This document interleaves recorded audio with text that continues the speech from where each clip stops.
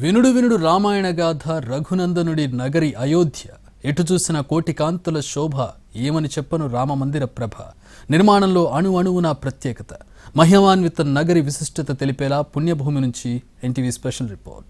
అయోధ్య రామాలయాన్ని 1000 ఏళ్లుండేలా నిర్మాణం చేస్తున్నారు. అలాంటప్పుడు ఆలయ నిర్మాణం కోసం ఉపయోగించే ప్రతిదీ చాలా కీలకం. మొత్తం 3 అంతస్తుల్లో 392 స్తంభాలతో అయోధ్య రామాలయం నిర్మాణం జరుగుతోంది. అందుకోసం నేపాల్, రాజస్థాన్, కర్ణాటక ప్రాంతాల నుంచి పెద్ద పెద్ద రాళ్లను తీసుకొచ్చారు. రాళ్లను గుడి కట్టడాలకు కావలసిన విధంగా శిలలుగా మార్చి శిల్పాలు చెక్కుతున్నారు. ఈ పనులు కూడా దాదాపుగా పూర్తయ్యాయి. అయోధ్య మందిరానికి సేకరించిన రాళ్లపై పూర్తి వివరాలు మా ప్రతినిధి రాజు అందిస్తారు. అయోధ్య రామమందిర నిర్మాణంలో ఎన్నో రాళ్లు శిల్పాలుగా మారి ఇప్పుడు అందరికీ దర్శనమివ్వబోతున్నాయి.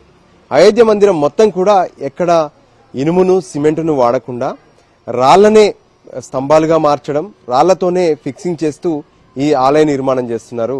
ఇంతకీ ఈ ఆలయ నిర్మాణంలో ఎక్కడి నుంచి తీసుకొచ్చినటువంటి రాళ్లను ఉపయోగిస్తున్నారో తెలుసుకుందాం.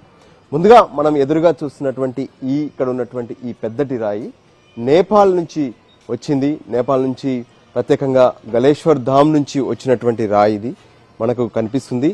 ఇంతటి పెద్దటి రాళ్లను పెద్ద ఎత్తున ఇక్కడికి ముందుగా తీసుకొచ్చారు. ఆ తర్వాత ఈ రాళ్ల నుంచే ఏ రాయిలో నుంచి ఎటువంటి దాన్ని తయారు చేసుకోవచ్చు, అంటే స్తంభాన్ని తయారు చేసుకోవాలా లేదంటే అక్కడికి కావలసినటువంటిది మరేదైనా తయారు చేసుకోవాల్సి ఉంటుందా అంటూ చూశారు. సో ఇక్కడ మనం చూస్తున్నాము, ఇక్కడ ఉన్నటువంటి రాళ్లనైతే కట్ కూడా చేశారు.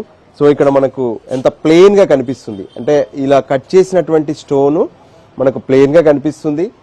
ఆ తర్వాత లోపల వైపు ఇలా ఉంటుంది, మరోవైపు ఇక్కడ రాయి కూడా కనిపిస్తుంది. ఇలాంటి రాళ్ళను తీసుకొచ్చి వాటిని షైన్ చేయడము, ఆ తర్వాత కావాల్సినటువంటి సైజులో వాటిని కట్ చేసుకోవడం.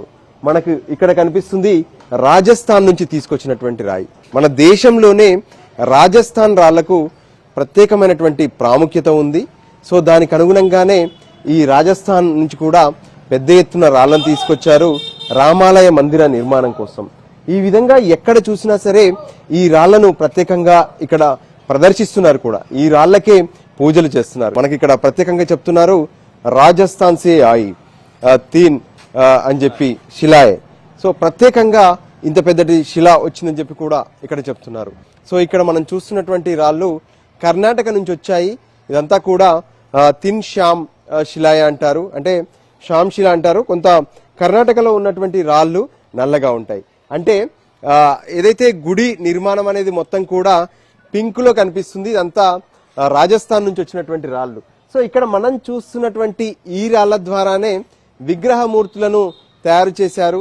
సో ఈ విగ్రహమూర్తులను తయారు చేసినటువంటి రాళ్లకు సంబంధించి మనకి ఇక్కడ కనిపిస్తుంది ఏ విధంగానైతే నలుపు రంగులో ఉంటుంది, ఎందుకంటే కర్ణాటక నుంచి వచ్చినటువంటి రాళ్ళు మొత్తం కూడా ఇవి శ్యామ్ శిల అంటారు, అంటే నల్లటి రంగులో ఉంటుంది. కాబట్టి విగ్రహమూర్తులను వీటి ద్వారానే చెక్కారు. బాల రాముడి విగ్రహంతో పాటు ఇతర విగ్రహాలన్నీ కూడా ఇక్కడే తయారు చేశారు. సో వీటిని ఇక్కడనే తయారు చేసి ఈ రాళ్ల ద్వారా తీసుకొని వాటిని శిలలుగా మార్చి ఆ తర్వాత శిల్పాలుగా చెక్కడం, వాటినే దేవతామూర్తులుగా కూడా మలిచారు శిల్పులు. సో మొత్తానికి 3 ప్రాంతాల నుంచి ప్రత్యేకంగా నేపాల్, రాజస్థాన్, కర్ణాటక నుంచి వచ్చినటువంటి ఈ రాళ్లను మొత్తానికి ఇక్కడ పూర్తి స్థాయిలో వినియోగిస్తున్నారు. ప్రకృతి నుంచి వచ్చినటువంటి రాళ్లే ఈరోజు రామాలయంగా, ఆ తర్వాత ఆలయంలో ఉండేటటువంటి బాలరాముడు అంటే రామ్లల్లా విగ్రహం కూడా ఈ రాళ్ల నుంచే తయారైంది. సో మొత్తానికి అయోధ్య మొత్తం కూడా ఇప్పుడు భక్తులందరికీ దర్శనమిచ్చేందుకు సిద్ధమవుతుంది. ఈ రాళ్ల నుంచి శిల్పాలు తయారయ్యాయి. చివరికి ఆలయం కూడా పూర్తయింది. కెమెరా పర్సన్ సంజీవ్తో కలిసి రాజు, ఎన్టీవీ.